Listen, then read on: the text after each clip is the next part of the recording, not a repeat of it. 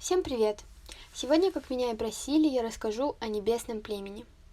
Небесное племя – это пятое племя, изгнанное из леса, из-за того, что двуногие ворвались на их территорию и заняли ее, превратив в то место, где сейчас живут городские коты. Племя было названо в честь своего основателя – Небесной звезды. Название племени дал Серое крыло. Древнее небесное племя жило на территории, где теперь располагаются гнезда двуногих и древогрыз. Их территория была разрушена давным-давно, о ней мало что известно. Лагерь располагался во враге, в котором впоследствии построили дом, где теперь живет Чумазик. Новое небесное племя поселилось в ущелье, которое двуногие называют песчаным ущельем. Территория нового небесного племени расположена севернее лесной территории племен, в конце реки. Палатки находятся в маленьких пещерах в склонах ущелья.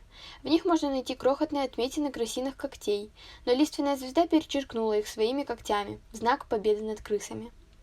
На данный момент небесное племя живет на территории племени теней, а конкретно в сосновом лесу.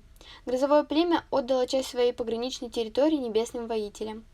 Лагерь находится на поляне меж сосен, разбавленных кедром и можжевельником. Через лагерь бежит ручей.